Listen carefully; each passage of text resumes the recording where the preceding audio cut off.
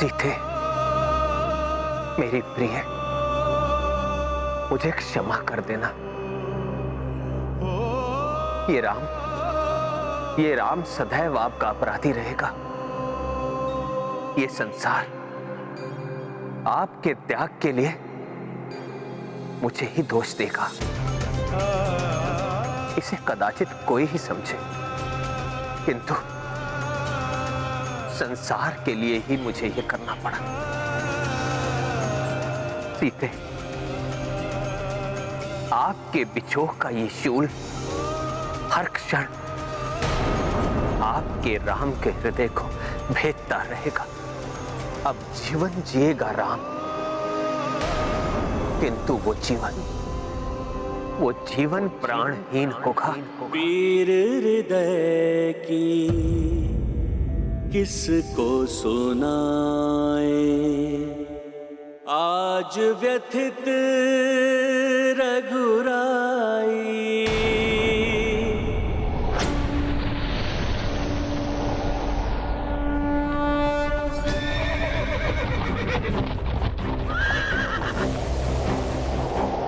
यदि हनुमान ने देवी सीता को इस प्रकार जाते हुए देख लिया और उन्हें ज्ञात हो गया कि सत्य क्या है, तो अपनी माता सीता के लिए वो ना जाने क्या कर बैठे। लक्ष्मण तो क्या, कोई भी उन्हें संभाल नहीं पाएगा।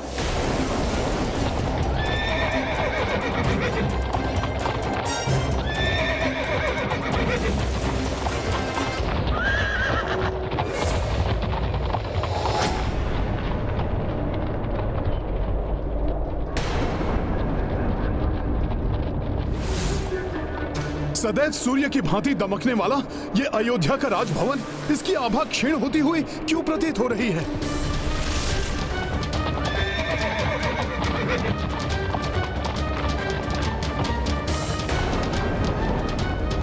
राजभवन की आभा तो और अधिक क्षीण हो गई है।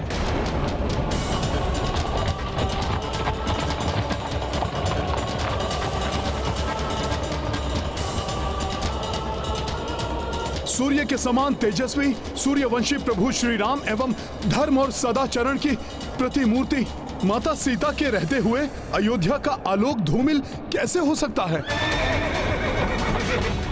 अवश्य ही मेरे जाने के पश्चात कुछ तो अनिष्ट घटित हुआ है यहाँ पर। मुझे शीघ्र ही प्रभु के पास पहुंचना होगा।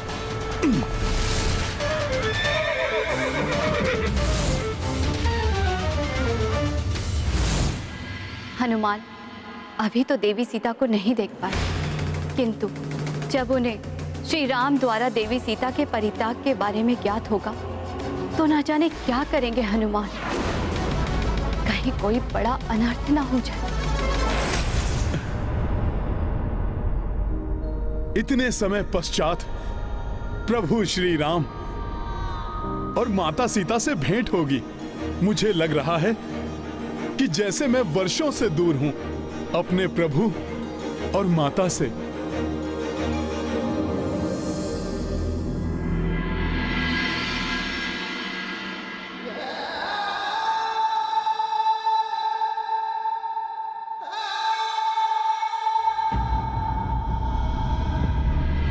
पीर हृदय की किसको सुनाए, आज व्यथित रघुराई। विचित्र सा आभास क्यों हो रहा है मुझे यहाँ, जैसे सारा का सारा भवन ही प्राणहीन हो गया हो। सूर्य देव की दीप्ति क्षीण हो गई है, दीपों का प्रकाश मध्यम हो गया है, स्वर्ण रजत एवं रत्न जड़ित दीवारों से भी चमक लुप्त हो गई है। जैसे सर्वत्र दुख व्याप्त हो, श्रीहीन हो गया है जैसे सब कुछ। राजसभा में जाकर देखता हूं।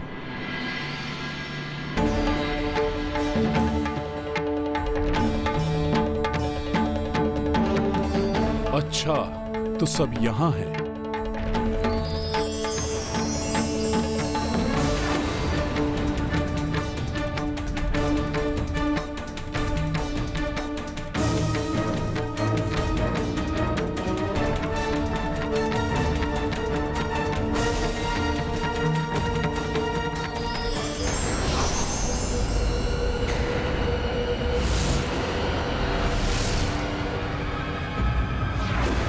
ये क्या, यहाँ तो कोई भी नहीं है।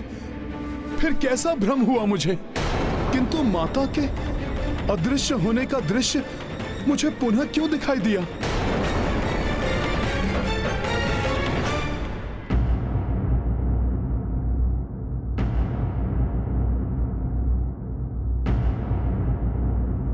अयोध्या की राजसभा सिंहासन श्रीहीन प्रतीत हो रहे हैं।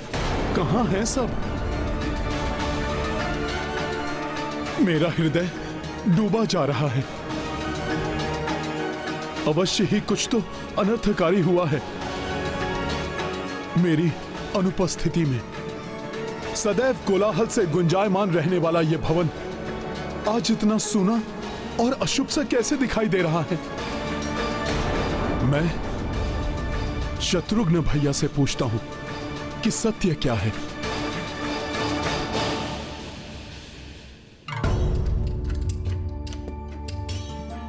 यहां तो किसी भी कक्ष के द्वार कभी बंद नहीं होते, फिर आज कैसे ये बंद हैं? वो भी इस समय? भरत भैया, लक्ष्मण भैया सब तो ब्रह्म मुहूर्त में जागृत हो जाते हैं, किंतु आज सभी के द्वार बंद हैं। ऐसा कैसे संभव है? कोई सेवक और कोई अनुचर भी नहीं दिखाई दे रहा, और ना ही राज परिवार का कोई सदस्य।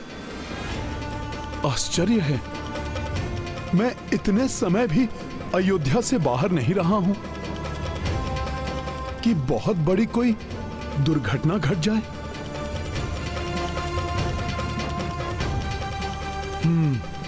प्रभु श्री राम से ही पूछ लेता हूं, वो अवश्य ही मुझे सारी वास्तविकता बता देंगे कि ऐसा क्यों है।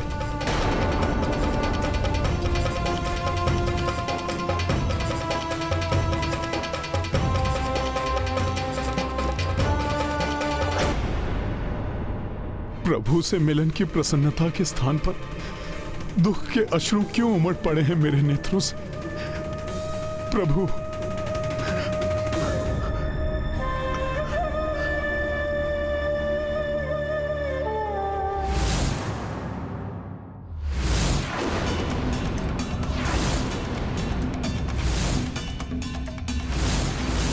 सीते,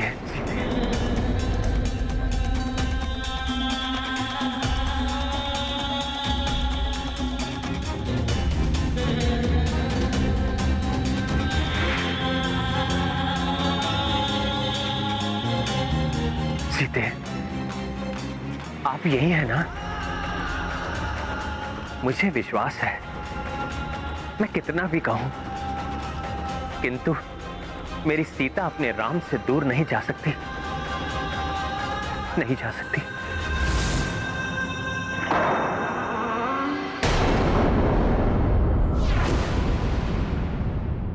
सीते,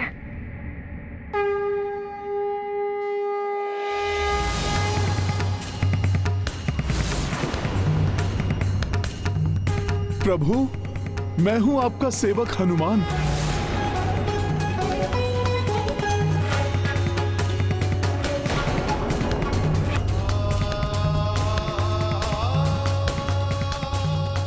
यदि हनुमान ने मुझे इस अवस्था में देख लिया तो?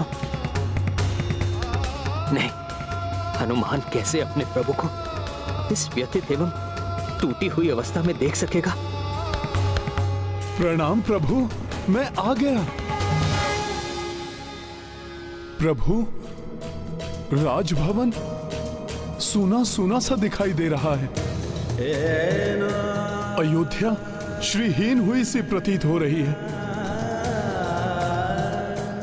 लक्ष्मण भैया आदि सबके कक्ष भी इस समय तक बंद हैं, और प्रभु, माता सीता भी कहीं दिखाई नहीं दे रही हैं।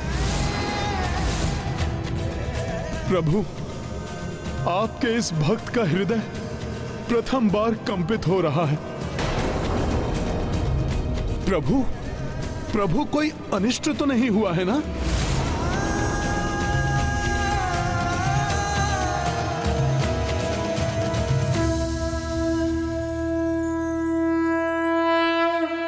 हनुमान,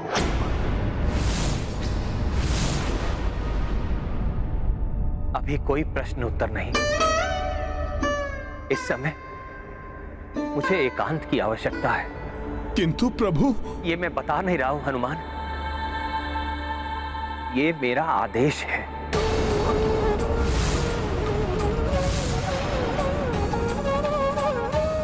प्रभु को क्या हो गया? पूर्व में तो कभी भी प्रभु ने अपने हनुमान से इतनी कठोरता से बात नहीं की। जो आदेश प्रभु।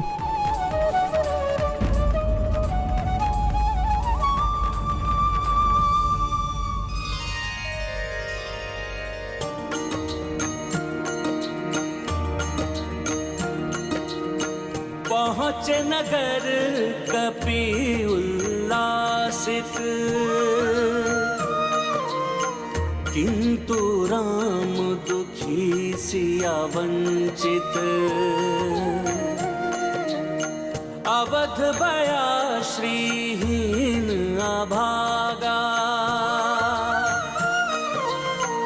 जोई पुष्प हो रहित परागा। सिया राम जय हनुमान, राम सिया राम जय हनुमान। क्षमा करना हनुमान, तुम्हारे प्रश्नों के उत्तर देने का साहस ही नहीं जुटा पा रहा था मैं। और फिर तुम अपने प्रभु के भीगे हुए नेत्र भी नहीं देख सकते थे, और अपनी माता सीता के परित्याग की बात से तो तुम्हारा हृदय विदीन हो उठता। तुम नहीं देख पाते वो कुठारघात जिसे सहन करना अब मेरी नियति बन गई है।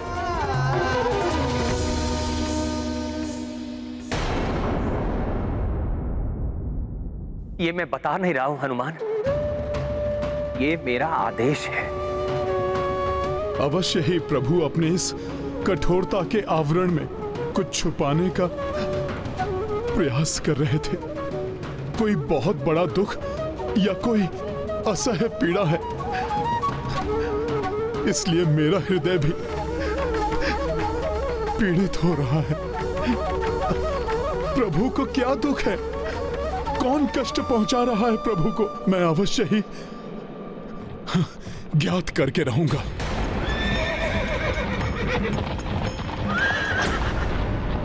अब तो मेरे रघुनंदन आते ही होंगे। हे ईश्वर, क्या कोई भी ऐसा नहीं है जो राम भैया और भाभी माँ के स्विचों को रोक पाता?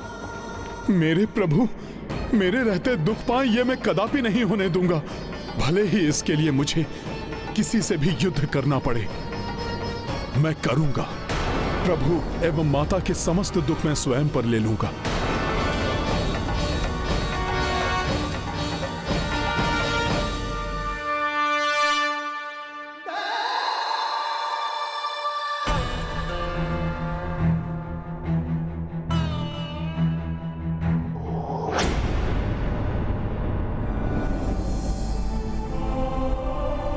अपने स्वभाव के विपरीत पुष्कल यहां एकांत में क्यों रो रहे हैं?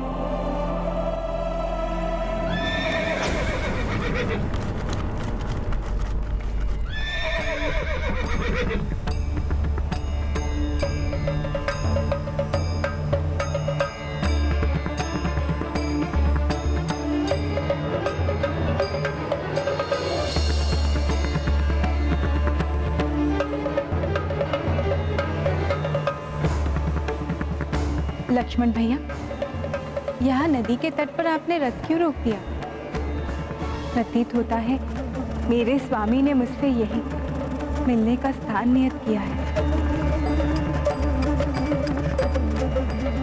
भाभी माँ, भैया राम ने आपको गंगा पार के वन में ले जाने को कहा है।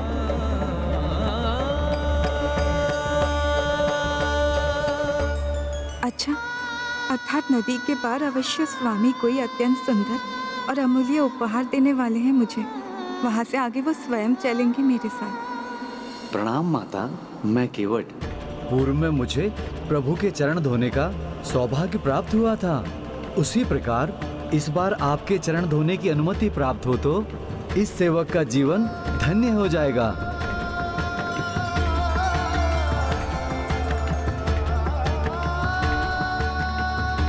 भाभी माँ, ये सौभाग्य तो मुझे भी चाहिए। अवश्य।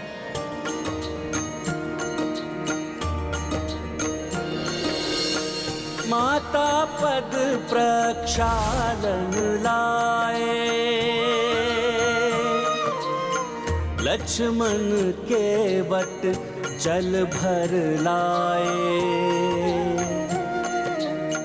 नीर बहाए लक्ष्मण नयना, दुख मन प्रक्षालित मां चरणा।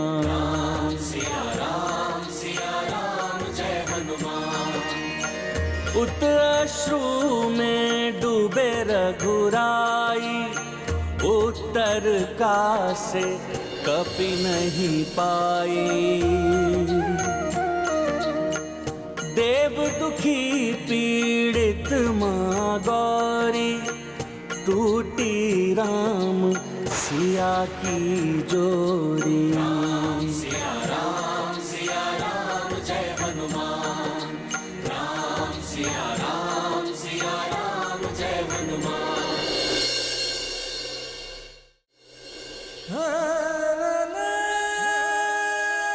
भाभी माँ, आइए, अब इस रथ पर आरूढ़ हो जाइए। भैया लक्ष्मण, मैं तो अपेक्षा कर रही थी कि यहाँ नदी के तट पर पहुंचकर प्रभु मुझे चकित करेंगे, किंतु मैं अब व्याकुल हो रही हूँ। कहाँ है वो?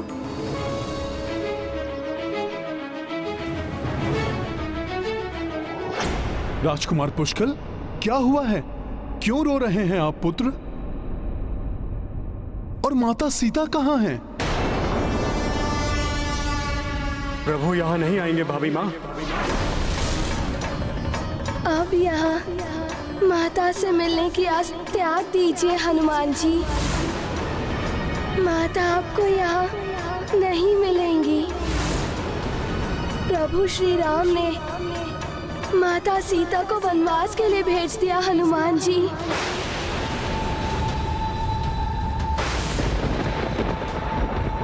माता, उन्होंने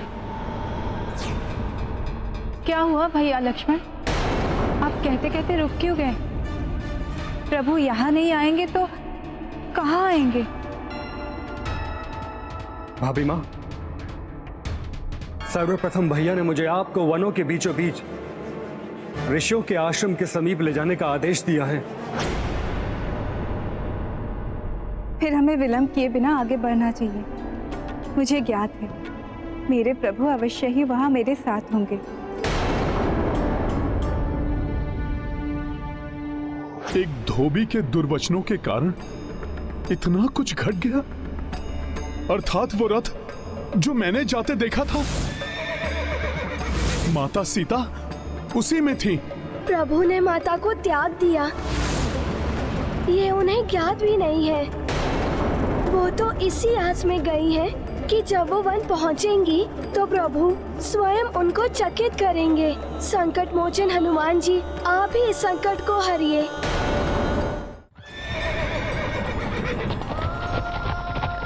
मेरे स्वामी अवश्य आएंगे, विश्वास है मुझे।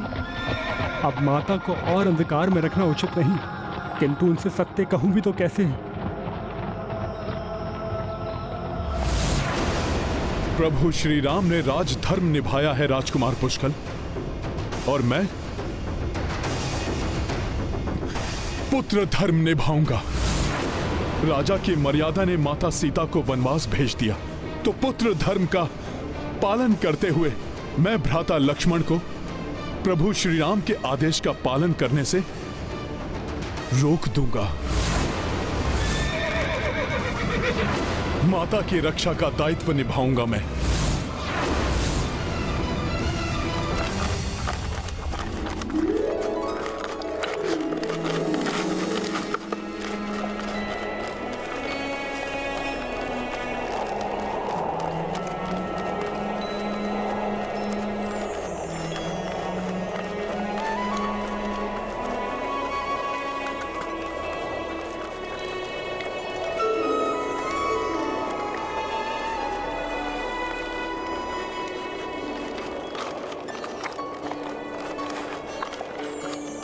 जो 2 कलियां मैं स्वामी के लिए छोड़कर आई थी, उस पर उनकी दृष्टि अवश्य पड़ गई होगी। उसका अर्थ भी अवश्य समझ गए होंगे। इसलिए मुझसे पूर्व ही हमारे गंतव्य स्थान पर पहुंचकर मेरा भव्य स्वागत करेंगे। भाभी माँ, आपको कुछ बताना है। हाँ लक्ष्मण भैया, अवश्य बताइए। मैं भी ये सुनने के लिए आतुर हूँ कि मेरे स्वामी मुझे किस प्रकार चकित करने वाले हैं।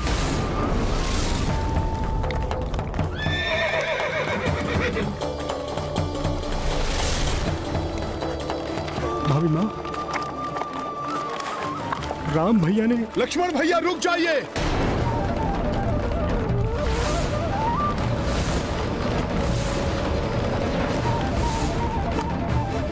व्यक्ति का दायित्व सर्वोपरि होता है, परिस्थिति चाहे कोई भी हो।